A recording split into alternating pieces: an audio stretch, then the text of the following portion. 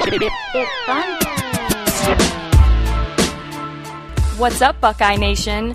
You're tuned in to the Buckeye Cast, coming at you loud and proud, bringing strong opinions and salty humor to Ohio State football. These fellas were born and bred in the Buckeye State, and their brand of banter is guaranteed to entertain and excite you. But if you're not a Buckeye, don't bother. Visit us at thebuckeyecast.com and follow us on Twitter, Instagram, Facebook, and YouTube at The Buckeye Cast to stay up to date on all things Ohio State football. And be sure to subscribe on iTunes, SoundCloud, or Stitcher. Now here's your host, Joe Warwick. What's up, Buckeye Nation? Here we are back again. It's going to be a most depressing show, I can assure you that. But we'll try and end it on a high note. We're going to obviously... Yay! We're going to start off talking about the Fiesta Bowl, of course, and polish that off and bury that tape. And then we're going to get into the coaching changes and get our takes on exactly how we feel about these new staff movements. So I got Sean up in Detroit once again joining us. Happy New Year! Yay! Oh, so happy. And I got Jeff over in Orlando coming at you. Hey, what's up, brother? What's up, man? Good to hear. Yeah. Well, at least it took us about a week to muster up the energy to do this show. I'm still repairing holes in my drywall, and a few windows still have some cardboard over them. But repairs will continue. Anyway, as you all know, you can find us at thebuckeyecast.com. Don't forget to subscribe on your favorite podcast app. Don't forget to visit our affiliates in our show notes and on our website. Check them out; they're good people. And let's jump right into this. I want to kind of talk in general terms about some units, and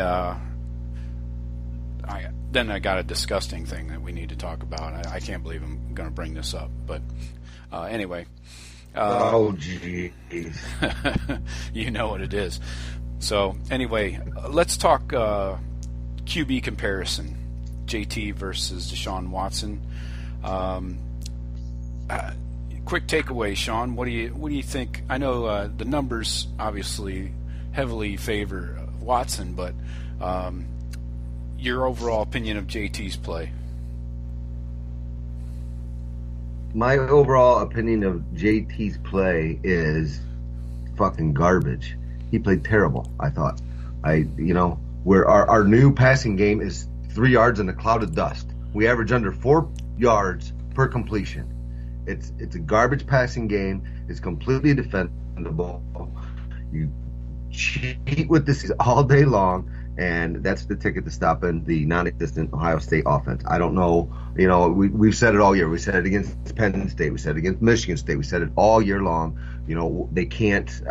There's no creativity. You can't keep safeties honest at all. They all crowd the line, and they all make our offense look like shit. And I don't know if that's the play calling. I don't know if that's JT Barrett. I don't know if it's the receivers can't get open. I don't know what it is, but there needs to be a fucking whole system change, personnel change, everything. Everything is wide open as far as I'm concerned. That offense and JT Barrett, frankly, disgust me. And, Jeff, I saw your tweets earlier like, oh, JT's staying. Exactly. Where the fuck is JT going to go? Yeah, there were just rumors. People started up out of their ass before the game even was played that he was going to go to Texas, to play with Herman. But, yeah. He could have thrown for 400 yards and he still wouldn't leave. He doesn't have the skill set. That shit was fake news. It was just fake news stories, Well, and the other thing I'll say about that game, I don't know why JT Barrett wouldn't put his foot in the ground, which has basically been JT Barrett's strength his entire career, is putting his foot in the ground, making a decision, and running the football.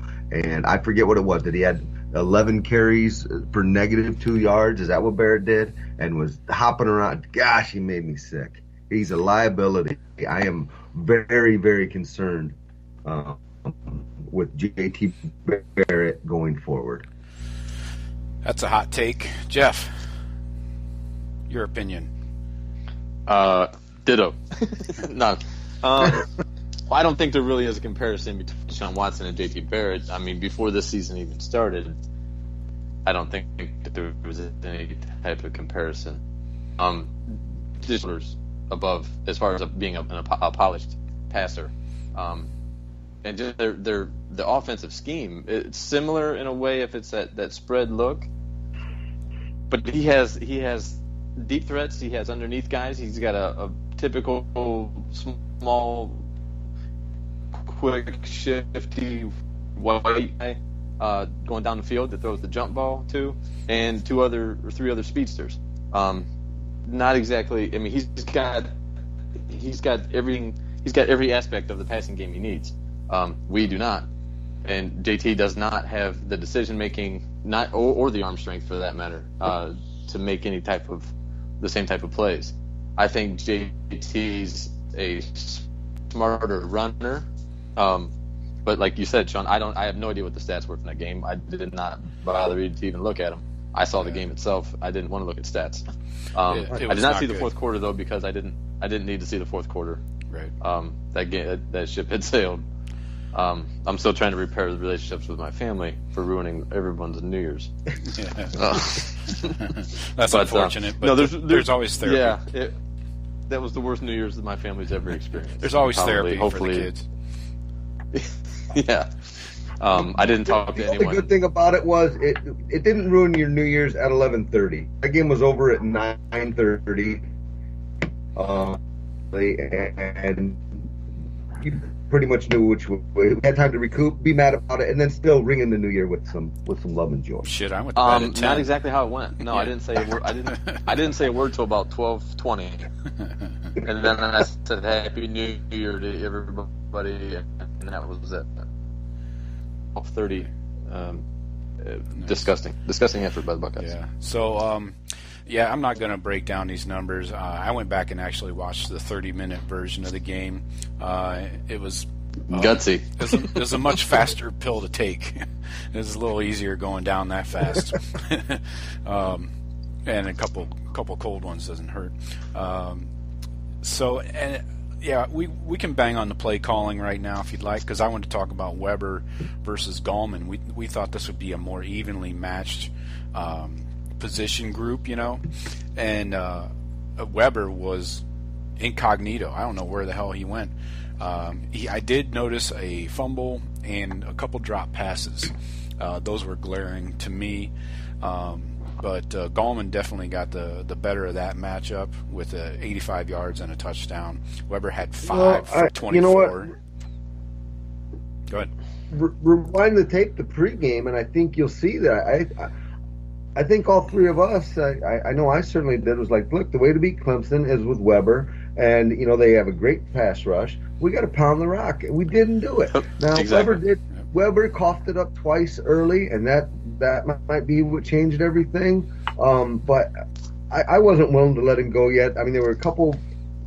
One was completely on him. The other one was just, shit happens sometimes. Right. And we completely abandoned him. And he was looking good. He was running good on that one fumble, as oftentimes it is. It's going for that extra yard and a half that puts you in a spot where you cough it up. And he's into the second level. He was playing hard.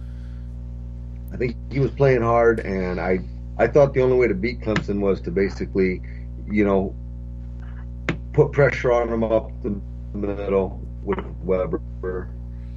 Weakness, I thought, with their overrated white linebacker and their D tackles. Yeah, those dirty sons of that bitches. First time. Sorry, Joe, but they made a concerted effort to start the game to get Samuel going. Unfortunately, the way our plays are designed, they're so easy to read. We come up, close to under center, jet sweep. It's snuffed out. Yep. Everything we were running with Samuel was. I knew the play was coming. There was three guys on him. Yeah. Well, he only had 6 carries. And they said they were even going to double. He had 3 of the game. It's the Weber that he dropped, should have had, but he wasn't going to get more than 3 yards, or unless he broke that tackle. But then after that swing pass to Weber, he touched the ball again in the second quarter. Right. Well, in the first half, I mean, they ran. of course, he fumbled on the first that he touched it. Right. In the first half, they ran the ball 6 times out of 27 or 28 total plays. So that tells me the game plan was to throw the shit out of the ball and not to run it, right? And that's a horrible game plan. Like that goes against the foundations of Herb's offense, right? You know. Yes. Spread them out, pound the rock. And you know, and we can't. I don't think 100% blame on Tim Beck and all this hate he's getting is warranted exactly, because I'm not sure how Urban Meyer, who they say has become more involved in play calling, obviously he's the head coach, and obviously he's directing the staff on what he wants to see done. So I mean, it wasn't like it was all Tim Beck and Warner saying, "Oh, we don't know what's going to happen. Let's just do it this way." I think Herb, he has to take some of the responsibility on this too. Yeah. Well, of course, and I think his responsibility is to fire both of them. I mean, that's the game plan they came up with. That was shit. Right. Us three could have came up with a better fucking offensive game plan than that. It's unacceptable. And Clemson played their asses off. I take nothing away from them. They're badass there for real. But that game plan was shit from the get-go. Yeah, obviously. Yeah, I think it is on Beck. It is on Warner. It's on all of them. Yeah. One issue compounds into the others when you don't run it up the middle, and then you get into obvious passing downs. More pressure comes on the O-line. The O-line gets exposed more. You know, the lack of creativity, the lack of execution, they all kind of one compounds than the other. I mean, I get it. Your receivers don't get open. Right. Offensive line gets pressure. Mm-hmm. JT doesn't make the right decisions. I saw open receivers again in that game. Samuel he couldn't hit because he was already moved. Right, but Samuel had a couple drops again. We've seen him do this. You know. Yeah. Mm-hmm. One was a big post pattern over the middle, would have been for 20 to 30. Yeah. That was a huge drop on a third down. We were struggling all night on third down. And then I got a bang on the O line like a drum here, because you see the ineptitude we have on our O line when a freshman goes down. First of all, you shouldn't even be starting a freshman all year long unless you have no depth behind him and behind anyone else on the O line. Or if he's one of those number one recruits in the country, like a Cam Robinson or somebody that he's already a pro at 18, and it's just a matter of going to school for 3 years. Props to Michael Jordan. Michael Jordan wasn't one of those, correct? Right, but props to Michael Jordan for muscling through it, and I think he played the entire second half. But it shows you when they bring in Demetrius Knox, and this dude is clueless. He is just, deer in headlights. Man? The first play when he was still in his stance when the fucking center hit him. Elfline had to shove him to get going. Yeah. He was still in the stance. And from that point on, I said, we're fucked. At least one penalty on a false start when you're right next to the goddamn ball. I don't know how that happens. That tells me the O-line is the root cause of our issues, especially in the passing game. We had this discussion, I don't know, probably mid-season, whereas, I think you brought up the fact that we have been able to keep our same starting five all season with no injuries, and I kind of was thinking then, we don't have anybody pushing these five. Right. They had to start these five because there's nobody else that's ready. Right. The Pridgeon injury that's really hurt us. I think Malcolm Pridgeon could have been somebody they could have switched out or switched in. Yeah, he probably could have filled any spot on the line, honestly, I think, and would have been a nice guy to have. Yeah. Well, wasn't he battling Isaiah Prince for the right tackle spot? I mean, wasn't that where they were going to slate him in? Yeah, because that's what he played. I think until leading up to the injury, of course. He played tackle at his JUCO in Brooklyn, so that would have. I think he played left, but they just would have moved him over to right, and that probably would have been a solid play. After watching Isaiah Prince for a fucking season, it couldn't have been worse. So Yeah, I'm hopeful on these young guys that we're banging on, Jordan and Prince, that these guys got a lot of playing time this year, and obviously they need to progress and take a step forward. But this is the first-year offensive line coach that we brought in as well, and this guy was from a highly regarded, background. Just came from LSU, I believe, right? Yeah, stud, right? Right, Fotown. So, I mean, he's, been at top-level offensive line coach. Well, he did a shit job. But it seems like we regressed huge. I mean, now granted, we lost Taylor Decker, who, dude is killing it in the NFL. By the way, he looks like a for real 10-year vet left tackle. Which kind of surprised me. I didn't. But it looks like Billy Price regressed. I think Elflein regressed, and we got a true freshman, and we got two other another first-year starter in Prince. Mm-hmm. Prince is what? Is Prince now a redshirt sophomore? A redshirt junior? Yeah. Well, going into next season, he should be a junior, right? I'd have to look it up. I'm not sure. Yeah, he's not a true. What I'm getting at is he's been in the program, and like our offensive line, and Jamarco Jones, like I said after the game, I think during we were texting and stuff, every position on that offense should be open for competition. Every agree 100%. position. I could. From truer words have never been spoken. From quarterback, you can't play a game like that on the biggest stage, and you want to be, respected as top 3 team in the country. You can't get beat like that and say, oh well, look how many starters we got coming back. I don't consider anybody coming back as returning starter. Now we got guys with experience, but Billy Price should be open. The starting spot. I'll give him that. Outside of that,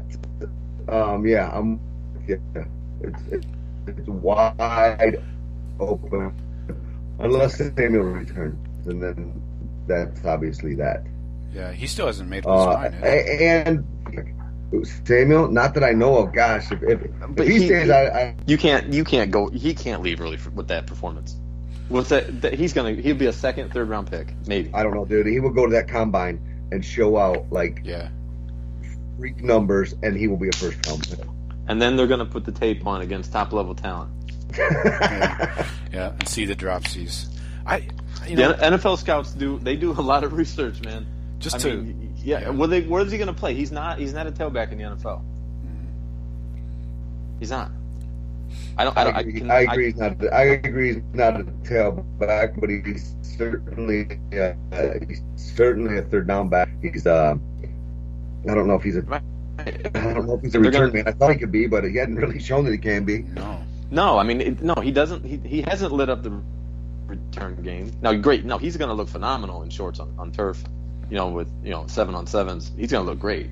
Right. But I don't know. I can't see him going pro. I can't. He's going to be a great weapon for us next year, but I cannot see him going pro. I don't think it would be wise of him. I think he needs another year to go crazy and be a Heisman candidate. I mean, third down backs are pretty popular now in the pros. You got a lot of these guys for teams that got these smaller backs, and none of them are as good as Curtis Samuel, I don't think. Maybe get a little better hands, but Curtis has shown pretty good hands. I mean, he caught a lot of balls. Nobody in the country has over 700 receiving, over 700 rushing. No one. Right. He is a do-it-all. I mean, he is the third down back that the NFL worships. But you're not going to waste an early round pick on a third down back. No. I don't know. Not with the running back class that's in the draft, with Fournette and Cook and that Deontay Foreman. Hey, look. No. Look, I hope you're right. I just have seen the tape, and again, basically, if you look at it against the high-level talent, Curtis, outside of the Clemson game, and even there, he broke off that run. Yeah. He was just bottled up. I think if you look at Samuel's tape, I don't think that would be a negative. Weak points of on defense. Things that really stood out to me were the nickel corners going against Clemson's receivers. You called that. You guys both did. I'll give you props on that. With freaking our little nickelbacks getting owned by that big dude they got, who is a stud, by the way. I agree with you. He's the number one receiver. He'll be the number one receiver drafted for sure. Probably top 10. Right. And they were putting Ward on him, for Christ's sake. Yeah. Kidding me? He's got like 5 inches on the kid at least, and probably 30 pounds. So that was a terrible matchup, and they worked that thing all night long. That was the one thing that really irritated me on D. And Ward had good coverage, and a lot of times his lack of height. Yeah. He caught balls over him, which I blame that on the matchup. Yeah. Clemson's like, okay, well, we don't care if this dude's 5'9" or whatever. If we don't care if he's right on Williams, we're just going to throw him the ball because that's their offense. Our best receiver is better than the guy you got covering him, so we're going to just throw it up, and that's how we got those 2 picks early. Yeah. But not with Denzel Ward. He just took it away from him. Yeah. And Arnett too. Arnett's just as guilty. Yeah, both of them. And if me and Joe were talking, if those are our starting corners next year, I am worried. Yeah. I don't think they will be with what we got coming. But overall, I mean, we gave up 31 points. I think if our offense would have had some kind of performance other than horrible, I don't think our defense gives up 31 points. Overall, I think our defense played pretty damn good. Yeah. Ding, ding, considering. ding. It's just having to be out there every 2 minutes, having to go back out on the field. Plus, you're playing against Deshaun Watson and the best receiving core in the country. 36 minutes. Clemson's got the best offense overall, talent-wise, in the country. You can't just keep putting, no matter how good your defense is. If Alabama gets in that same spot where it's 3 and out, 3 and out, 3 and out, they're going to give up plays too. If Clemson's playing as well as they did, I mean, plus Clemson executed about as good as you can. Yeah. Just a perfect storm of getting your ass kicked. Your offense can't do shit, and your defense keeps getting thrown out there. We came up with some big stops, but we can't. You can't depend on your defense. Now against other teams, we got in those same situations. Our defense would hold and hold and hold and hold, and then we would break through. Against a team like Clemson or a team like Alabama, you can't expect your defense to do it. Hats off to the defense. I thought they played, outside of the nickelbacks, I thought they played extremely well. Give them the Raekwon. Yeah. My God, Raekwon. 17 tackles. The situations we put them in were terrible. Yes, constantly. They ran the 48 times. They were on the field for 36 minutes.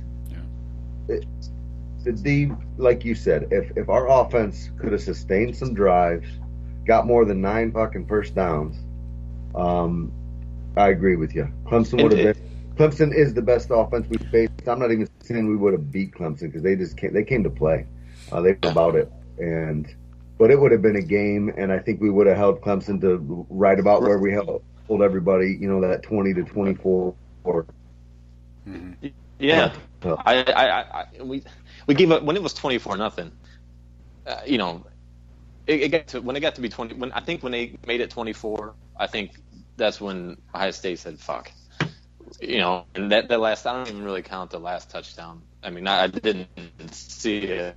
I don't even know how it scored, but I looked the next day and saw that the final was 31. Because I turned off Twitter and everything. I shut down as a human being. I mentally shut down that night. But yeah, I think we hold Clemson around 20, around that 20 range. And then, like I said, we average over 40 points a game. If we score half of that, well, then you got a field goal game either way going down in the fourth quarter. Well, if it's a field goal game, then we definitely lose because our kicker can't make a field goal. Yeah, at least he's gone. You know what? And another thing real quick on that. We should not be making our kicker try to nail 47-yarders 2 in a row. I don't blame him for. Obviously he missed. He's the one that missed them. But you can't just get on the kicker and scream at him like, "Why can't you make a field goal?" 2 47-yarders early in the game. Yeah. We're putting him in a real tough spot, especially the second one. That's why you're on Scully, man. You got to make one of those. You got to make one of those. It's not a 54-yarder. You got to make one of those. But what's his range? I thought he could kick it out of the stadium, 5+ leg. Our kicker that's on scholarship is injured. He was never a kicker. He was a walk-on. He never even played. He still is. I don't see why we're trying to kick 47 yarders. It's like we got a little nervous that we weren't going to be able to score, so let's try to steal 3 points here, 3 points there. And then you put your defense in a tough spot because you got Clemson with the ball almost in midfield. Yeah. Right. Yeah. So anyway, play field position in the first quarter. Yeah. Let's wrap this game. I'm about done. I'm sick of talking about it, honestly. I'd rather jump off this balcony. So we got a lot of improvements to make in the off season, obviously, and so let's get on some of these coaching changes that are some have happened and some are waiting in the wings, and we're also waiting on the NCAA to determine if a 10th assistant coach is going to be passed. It looks like it will be, but we'll see. And the issue with that is the voting doesn't take place till April, which is pretty much the middle of Ohio State's spring ball. So you want to have a new OC like the widely rumored Kevin Wilson as your OC. If you're going to bring him in, you want to have him now in the system, not in the middle of spring camp. So that tells you that they're going to have to cut somebody loose or something, whether it's Warner's or Coach Stud or whoever. Somebody's going to have to get let go in order for Kevin Wilson to get in here now or before the spring. Thoughts on Kevin Wilson as a potential OC? I love it. I mean, what he did with Indiana the last few years, their running backs have been awesome. Their passing games have been good. They lit Ohio State up. They light teams like Michigan and other teams up. They just, for an offensive coordinator, please give me this Wilson guy. I'd love to have him. I don't know why he exactly got fired, because he was a hard ass or something, but that's what I was going to bring up, Sean. I said the minute he got fired, I thought because we were still struggling, I thought Kevin Wilson, offensive coordinator, would be great. I think I mentioned something to you, Joe. But then hearing about why he was let go and stuff, that kind of worries me about making kids play hurt and concussion stuff. And he's a total hard ass. As far as if you don't practice, you don't play. It's kind of his mantra or whatever. But players that have played for him speak very highly of him. A former player, former Glenville kid, Shane Wynn, I saw him say that if Ohio State gets Wilson as their offensive coordinator, they're definite national champions next year. That's a kid that played 4 years for him. And I've heard other kids talk about they love Coach Wilson, but yeah, he's a hard ass. But if he's, not taking the kid's best interests as far as health wise into consideration and just making them play hurt, I'm not really cool with that either. Well, because it is. Yeah, Herb's not going to bring in a guy with a bunch of baggage, though. If this is a major issue, where he was going to potentially be suspended or just a bad PR look, Herb's not going to bring that around. Well, that's another thing. I mean, but there was a lot of backlash about it when he was fired as to why he was let go. Actually, he wasn't fired. He wasn't fired, and they gave him a check to just sail into the sunset. So I don't think Indiana would have been so nice and giving if there was an actual issue. I understand. It's not like a Tim, or what's his name, Tim Beckman with Illinois, right? Like that was a major. That was over the top. A major. Yeah. So I understand it's nothing like that. But Joe, didn't you mention to me when we were talking about when he got fired? You said he likes the bottle a little bit. Was that that was a rumor that I read, and also that extremely large boiler hanging over his belt doesn't help. So maybe he'll hit the gym with Coach Mick and get him on a program. No bottle bags. So Okay, well, talk about the hire that we do have for sure, because that kind of ties in with Coach Wilson. Let me just finish up a little bit of his resume. He was also OC at Oklahoma from 2006 to 2010, and coached Sam Bradford and Landry Jones, and made Sam Bradford look like an actual NFL quarterback, which is false. So anyway, just wanted to finish Landry Jones is having a solid NFL career as a backup. Yeah. I mean, he's not too bad either. But he's got a good resume. That's for sure. And he's always been tight with Herb, so Herb likes to hire his friends. So weren't him and Herb buddies? All of those coaches I think go to the same seminars and shit. Sure. But it seemed like Herb always had an affinity for that one. Yeah. So let's talk about who is officially in, and that is Ryan Day at QB coach. Question whether he could possibly be a co-offensive coordinator. I don't know about that, but definitely the QB coach. So that's a solid. I don't choice. like that co-word. No, it's when they started going to that co-word, it worried the shit out of me. They use it way too often. That was. Yeah. In the too deep and in the coaching. Right. It's like, come on, let me yell at somebody. Let me make a hashtag fire somebody. I got two guys to choose from. Right. Bullshit. So getting Beck out of here was obviously welcomed by all of Buckeye Nation. That dude didn't have a lot of friends outside the building. Tom Herman still, hired him down at Texas and had to stick up for him a little bit from some of the fire he was getting. But I'll let you know when I feel bad for Tim Beck. So let's talk about Ryan Day real quick. What we do know, he's a Chip Kelly disciple. Also was a GA under Herb in 2005 at Florida. He worked under Chip Kelly with Philadelphia and San Francisco.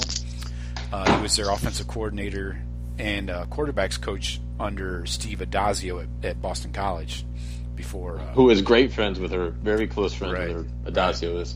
So that's about all I know about the guy. He's relatively young. Was he like 35 or something like that? He's pretty young for a coach. So we'll see. I mean, if he worked under Chip Kelly and they made some of those horrible quarterbacks in Philly look good and moved the ball like Sam Bradford, again. Nick Foles, yeah. Guys that had no business starting in the NFL. They made them, put up career numbers. So got to be something good in that mix.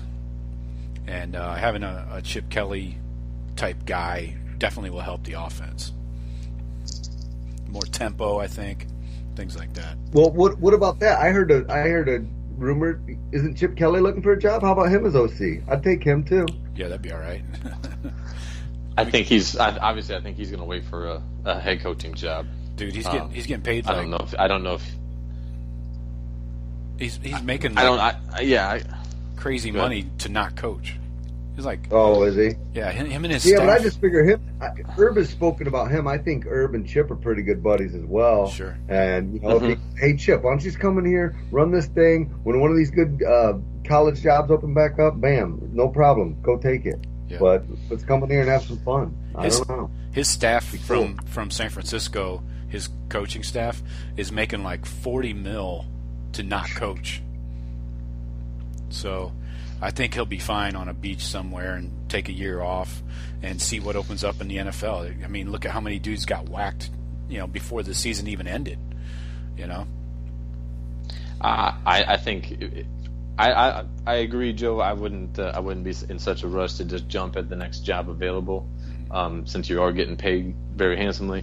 But I don't think Chip Kelly's wired that way, and I think that ship might have sailed on the NFL. I think it's going to be a while until the NFL teams look at him, just because of that reputation of his. I think he's a college coach, and I think he just wants to get back into coaching at a head job. I would love to see Chip Kelly come in and run our offense. I would love that. It works. It works at college, but obviously I don't. At this point, when they're talking Kevin Wilson, I'm sure he seems, from all reports we've read, it's like it's just a matter of getting that done. Like it's a done deal verbally, but getting everything sorted out. I don't know if Chip Kelly is even in consideration. He might have told her, "Look, I don't want to come back and be a coordinator." No, but- I mean, he could go in the booth or do something, be an analyst for a year until a job that he wants opens up. But he will be welcome back into college football. I think he's a great college football coach. Yeah. And, his style probably doesn't translate to the NFL. And these college guys, I just heard a rumor that Saban's thinking about leaving, going to the NFL. I'm like, no, why the fuck would Saban leave? No, he did that. He was okay. No, man. That's his agent. That's his agent trying to get him a raise. Yeah. Yeah, probably. Get him to get him a big TV contract, because he's going to go right to the booth. And to me, the guys that say, I want to do it at the highest level, look, being a college football coach and being an NFL football coach are almost like two different sports. It's a completely different deal, man. Yeah.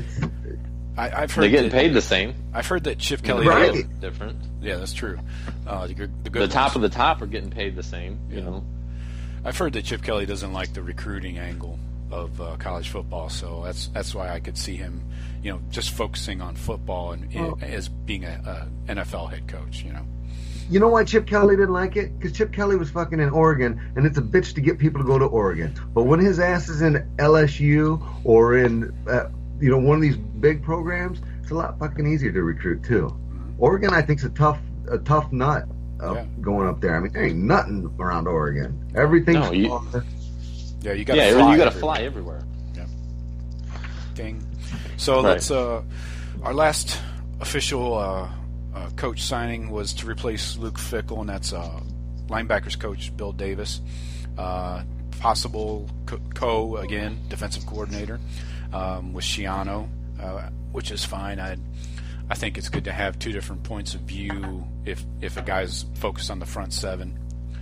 And I don't mind that, just for the simple fact, Schiano's out after next year. He probably would have left this year, but makes the 2-year commitment. Right. And so, let another guy be co with him, and then he just assumes that position next year. My concern with him is he's been a 24-year coach in the NFL, and he's never had to go recruit. And I think that's going to be a big challenge for him.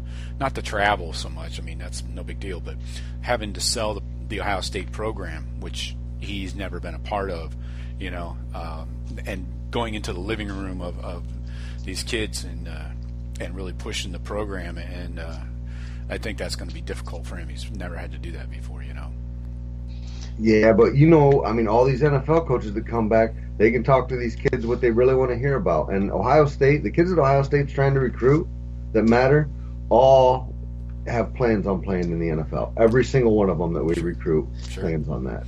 And so you got a guy that's in there that can get them to that next level. I think he'll do an all right job. I can see both sides of that. This just in. Evan Lyle, offensive lineman, transferring out of Ohio State. Yeah, the kid's a junior. Yeah, he couldn't crack the starting lineup. Right. With our deficiencies and problems this year, I could see that. So, that kind of sucked, because I thought in the projected 2 deep of next year, Evan Lyle was like a backup at 2 spots. So that's a little bit of a cause for concern. Obviously, with our offensive line. Well, he was on the depth chart all season behind Jamarco Jones. So, and he'll be a senior next year. So, he's a junior right now. So, just interesting how the numbers crunch is going to take place to get us down to 85 with this big class coming in. Well, Joe, we only got 17 commits right now. Right, but we're looking at a rather small class. If they're adding 5 more, right now. Do you think it's something like Coach Johnson, or that's D-line, Coach Stud, goes up to Evan Lyle and says, "Look, I got these other guys coming in, or that we redshirted this year. They're ahead of you. Pretty much, you're not going to play at Ohio State. So my recommendation." You can keep the Scally because you're on it, but you're not going to play here. So if you want to play football, you're probably going to have to go somewhere else. Exactly. I think that conversation is how a lot of them go. And that's honestly, I think they're. I think the coaches are really upfront with them. Yeah, and they're having more of those conversations this week, I'm sure, leading up to February. Because right now, I just heard a breakdown the other day by the guys on Cleveland.com on their podcast, and right now I think we're at the number. So whoever we take from here going forward for the 17 class, somebody else is going to have to fall off of the roster to keep. You mean as far as are the 17 commits are in that number that we're at, and anybody we take after these 17 has to replace someone. Is that what you're saying? Okay. Except now Lyle just opened up a spot, right? So we got one more. There's one. Right. What about your boy Dixon? Isn't he out now? He's probably gone too with the knees. Yeah. There's a couple. And that sucks. That sucks, man, because that kid had a lot of potential. Yeah. He was a stud. He was never healthy. I thought for sure. Receiver room. Get rid of the wide receivers coach, Zach. Mm-hmm. Well, that's a no-no. He's untouchable, and he knows it. Number one recruiter for the 2017 class, and he's Earl Bruce's grandson or mentor. That would not go over well in the family get-togethers. I mean, Herb had him at Florida too. I mean, it's not like he's known that guy as long, and he's a killer recruiter. Mm-hmm. Now, do we? I don't know. How do you look how many receivers he's put in the NFL that are, playing in the NFL? I'm not sure he gets credit for Michael Thomas personally, because Thomas was doing a lot more training on the side, like with other coaches, not on the Ohio State staff. So I'm not sure he gets credit for that, but if he wants it, he can have it. Well, you ask him; he'll take credit. Yeah, I don't think he's that great a coach. I mean, a lot of these guys sometimes, if you want to become, if you just want to be a receivers coach the rest of your life, then fine, that's what you are. But if you want to be a offensive coordinator at some point, move him to a different position. Make him coach tight ends or O-line or whatever specialist coach. Get him in a different spot or something, because, and again, maybe it's not him. Maybe it's the offensive coordinators. Maybe it's JT Barrett. But, geez, the receivers. For all the early season podcasts that we threw down about how much talent was in that receiver room all year, it didn't show. Did not show. Yeah. No, and I think I don't think it was all just the lack of development of those guys. I think it was a combination of the offensive line troubles, JT's struggles, and then not getting open. I don't think it was just they couldn't get open. I think it was a combination of the whole offense. One thing I didn't like about this year starting, when we have Warner and Beck sitting right beside each other up in the booth, Zach Smith was the only guy on the sideline communicating with the quarterback. When they would huddle, on the sidelines during timeouts and stuff like that, it was Zach Smith relaying information and one that's in the direct ear of the quarterback. I think if you're going to have two offensive coordinators, put one of them on the sideline. I think Warner, but that was the whole thing after last year when we moved them both up to the box and then we kicked ass. I mean, I don't know. I don't know. It just, we're all trying to just guess what the problems were, but obviously there was a problem. Something. Yeah, I think that something was amiss. That Michigan game and the Notre Dame game were kind of fool's gold. That we thought that was the solution. Right. Just because we smashed both of them, I think that would have probably happened either way. If so I think we were kind of all that NFL talent out there. I mean, yeah, that recruiting class that we had, I think it was 2012's class, is going to go down as one of the best recruiting classes in college football history. Mm-hmm. I think. Yeah. With Bosa and Zeke headlining it, but I mean, I think we just had the players. They just said, "All right, we're just going to play like as best as we can and do show that we're the best in the country." So I don't know if that. I think you may be right about that fool's gold, Joe. But anyway, so Zach Smith is staying. I mean, we got it. Zach Smith he's bringing in 5-star kids all over the place. Right, that's true. He's going to stay, which is amazing for how bad our receivers look. We're getting 5-star kids. It amazes me. Yeah. Well, people think they can play next year, and they're probably right. So, I think. The kids, mostly from what I've read after the game, have a really positive attitude, and they want to come in and help, right the ship. And that's Trevon Grimes especially. I read 2 articles on him. That kid's What that kid's got his head Cole on Brown right. and Paris Campbell don't dominate next year, I mean, those two should both be beasts. Right. Should have been this year too. So, anyway, I'm not sure what the schedule holds for us going forward. You guys want to do like a recruiting show before February 7th or whatever the signing date is? Or you want to take a couple weeks February off? 1st. First, okay. Maybe let's wait till that class gets in and throw one down and analyze it. All right, that sounds good. I just read that Okuda just went down with a shoulder injury, making a tackle on Cam Akers. So hopefully it's nothing serious. He's getting ready to announce during the U.S. Army All-American Games, so hopefully he's up there in good spirits. Well, after today, we'll have a better idea. Bubba Bolden's announcing today. Holmes is announcing. Okuda's announcing. Yeah. I saw, Chase Young. Chase Young, that kid, defensive end. Right. He's up to 255 pounds right now. He's listed on the recruiting service as 225. Yeah. He's already at 255. And he says he wants to come into camp at 260 or 265. So he's got time. He's going to push. He's going to push the starting. I mean, our D line is all returning, which is awesome. But he's going to push for playing time. Yeah, and he said he's coming for Jonathan Cooper's spot. Cooper's a 5-star from last year. Right. I mean, all right, boys. We'll see. We'll see how these DBs. See how many of these DBs we get today. Oh, we need them. Like I said, I like our safety situation, but I hope these corners coming in that we've already got freshmen and these new kids are ready to contribute. Yeah. Do you think Lattimore leaves? I thought he was supposed to make his decision like Thursday or Friday. I didn't hear shit. Well, he put on Instagram he thinks the best decision for him is to stay and get his degree. So he's staying there. Which would be next year. But then he said he'll make his final decision in the next couple of days. Who said that? Lattimore. Oh gosh, I can't. Lattimore. That's what he put that on social media that he thinks is the smartest decision for him or the best decision. What do they for him got? is When to do they stay. have to declare? 14th, 17th?